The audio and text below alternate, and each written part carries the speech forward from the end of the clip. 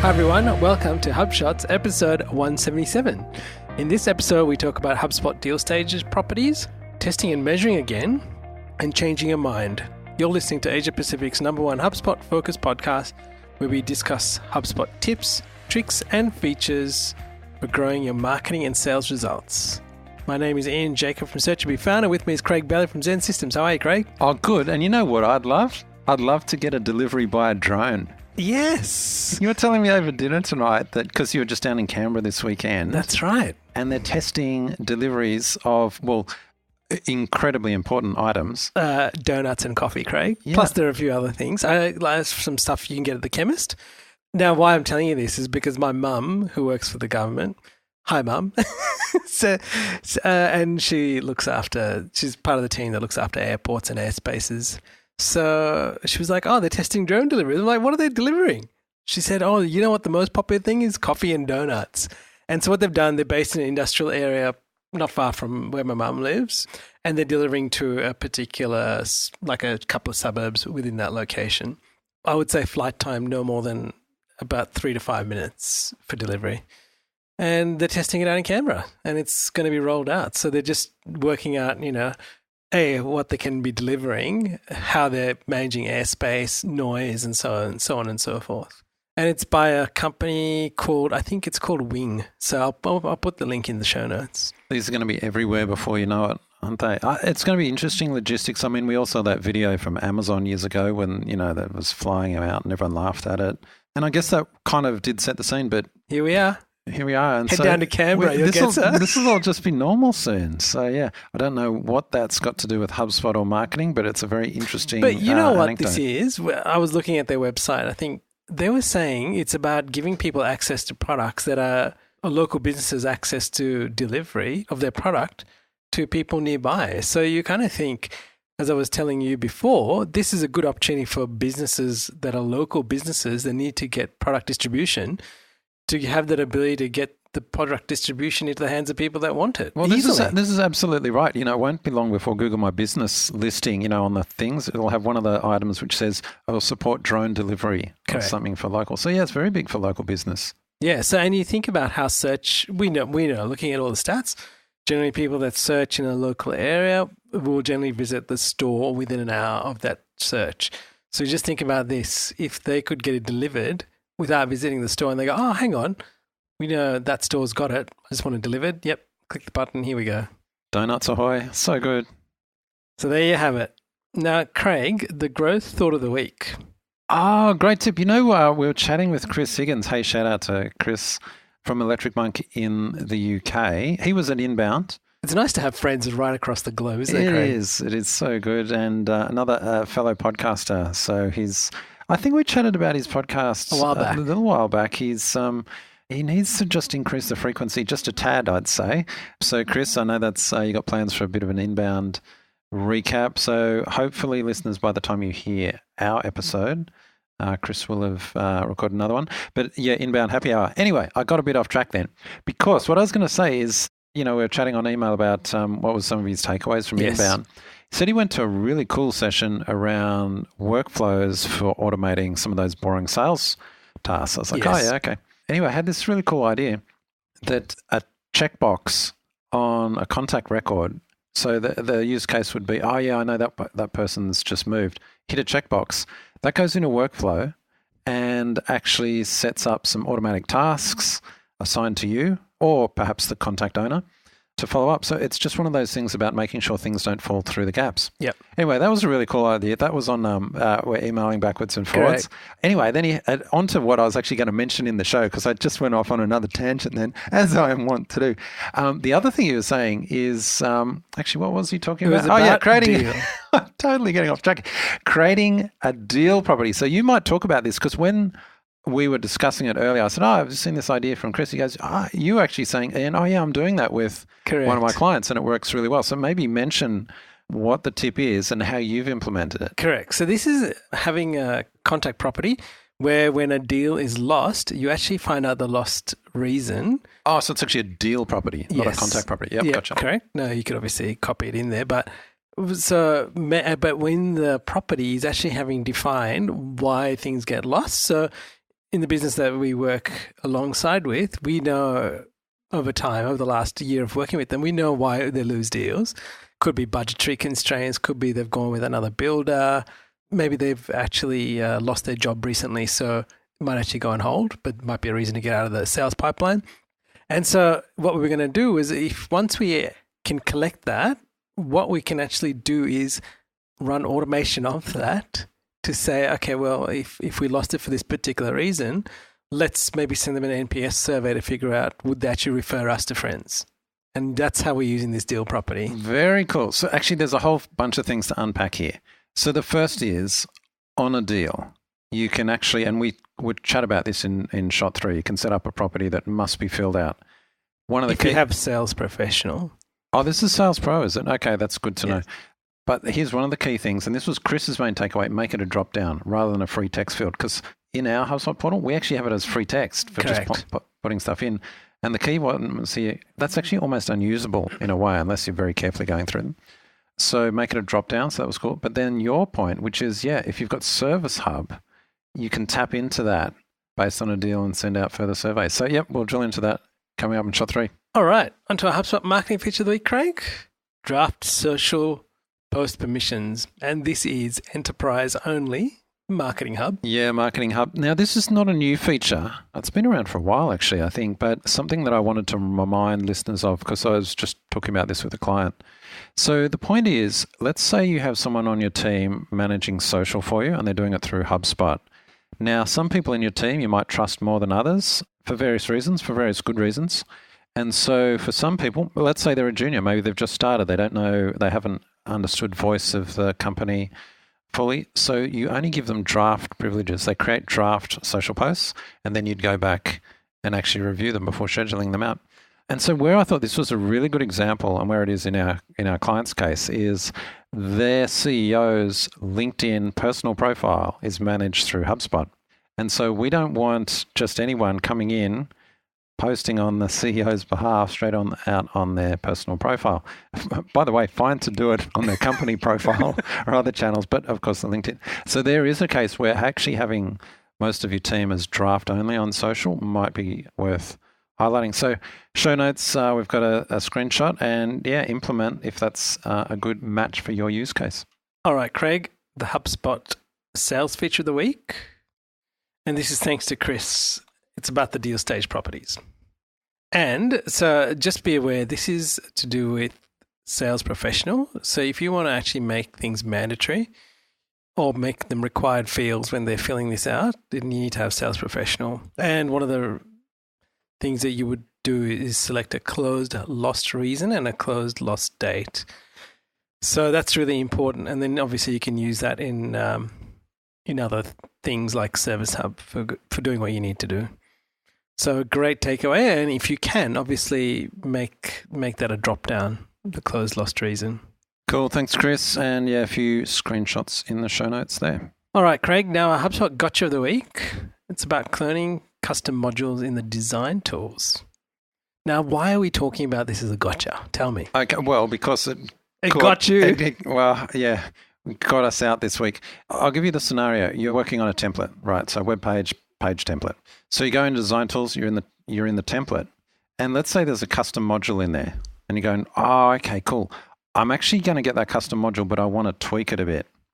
So you're in the template, you'll just go, I'll just clone this custom module in the template. Okay, now there's 2 versions on the template, but this second one, I'm actually going to customize. I'm actually going to change some things about it, maybe styles that are applied to it or whatever. So you go edit, custom module source. And so then you go in there and you make your changes. So what would you expect to happen in that case? After you've cloned it? Okay, so first of all, what do you think cloning means? Taking an exact copy of it. Right. So I've just cloned it on the template. Okay. So you've got another custom module on the template. Well, no. All I've done is duplicated it. Duplicated the module, yes. Here's the confusion. Have I cloned it or have I just duplicated it on the template? In fact, all I've done is duplicated it. I've got one custom module, but it's appearing twice. Correct, yes. Okay, so then, and here's what's happened. They've gone, on this second one, I'll open that up, edit the source for that custom module, change it, expecting that to work differently. Come back to template. Both of them have changed. Okay, so it's a bit of a gotcha. So here's the point. You actually haven't cloned to a new custom module. Correct. You've just got the same custom module twice on your template. If you want to actually clone, like make another version of the custom module, you have to go back to the file view to clone it. Am I right? Exactly. Yeah. On the list on the left-hand side, go and right click, and we've got a screenshot of that. So it's kind of about cloning and cloning. Yeah. Can get you caught out. It's actually duplication and cloning. It's duplicating and cloning. That's right. But quite often you'll talk about something, you'll just say, I'll make a copy of that. What am I talking about? Am I talking about cloning or am I talking about duplicating? Very confusing. So gotcha of the week, I guess the takeaway is we'll know your terminology, but also understand the intent and make sure, it's, can catch you out. Hopefully we've saved one listener some time. Yes, that's right. All right, Craig, on to our marketing tip of the week. And this is something we go on about a lot. It's about testing and measuring because things change so rapidly, right? In this, we're going to talk about Instagram changing stuff all the time. And you see this on Google as well. Stuff's changing all the time. But why do you want to highlight in Instagram, Craig? Well, it doesn't actually really matter what they've changed in Instagram, but I'll tell you what it is anyway. They're actually removing a part of what followers are doing or people that you follow. Correct. What you're following, right? What you're following, what they're doing. You can see what they're liking and that kind of thing. So it's a feature in Instagram. It's got its own tab, actually. Correct. So they're removing that. It used to have its own tab. Well, yeah. They're removing that because A, no one really used it, but B, you could kind of see some weird things that your friends are doing, like why are they kind of liking certain types of posts and things like that. So it's kind of a bit of an insight into what your friends are doing and perhaps your friends having an insight into what you're doing. Oh my goodness. Do you know what all my friends, well, I don't let as you know, I've got a private Instagram account that no one really can follow, but all they would see me is liking pictures of cute puppies. They'd be like, who is this guy? All he's following is cute puppies. Oh my goodness. Anyway, so taking it out. That's a whole aside. Why am I talking about this? Here's my point. The point is that Instagram, with more than 1 billion users, massive company. Yes. They're always testing and they're actually finding these things that we thought were a great idea. And that I think has been in the product almost since day one. A long time, yes. Yeah. Been in there for ages. They actually realize, no, it's not a good fit. So if a massive company can't get it right and has to change continually to remove things that people don't want and just shouldn't have been in there in the first place, then what chance have you got of getting it right? Therefore, my point, always be testing and measuring. And so we've got a few points about, well, what are some of the things you should be reviewing, mainly by looking at analytics? Because how do you think Instagram found out no one people are using it? They've got all this telemetry on what people are doing, right? HubSpot must do that all the time. That's why they remove some of our favorite features. Oh, we miss you, keyword tool. But anyway, what are some of the things that we could be just checking by looking at analytics? Well, I think the simplest thing is what content is working and even what channels are working for you. Another one would be what landing pages are working and which leads are converting into customers. And this is really good from understanding which sources those leads are coming from and which one of those are converting into customers. And one of the other ones is which emails are getting opened and clicked. So pretty simple stuff you can look at. You can look at Google Analytics. You just look at your HubSpot Analytics, look at some of those reports. Correct. Make sure you're paying attention. That's right, because you just kind of think, and I'll highlight this with the customer. We put Hotjar on a couple of weeks ago, and I sat down with them after we collected some data, and I was showing to them. They go, "Oh, that's really interesting. We have this big banner at the top, and everyone has to scroll past this banner to get to stuff." And they're like, "Oh, do we really need that there? Why don't we just get rid of the banner and put some important information at the top?" Yeah, that's a good idea. But again, you would not have known that if you didn't actually have anything to track it and look at what people were doing and the behavior of people using the site. You would not have that insight. I read this fascinating article on Conversion XL the other day. Yes. Where they were looking at, we should put this in the show notes. We'll find the link. But they were looking at your key points about your business, like what you do. I've forgotten the term for it. Kind of like key value offerings. And they did this testing, heat map testing, where they used 3 different layouts. One, they just had 3 bullet points at the top. We do this, this, and this. Next, they had 3 bullet points with paragraphs, like a paragraph on each explaining what their core offering was. And then the third, they had like these big long paragraphs, so big chunky ones. And they looked at that to see what gave the best recall. You know, they were doing this testing across a whole bunch of people.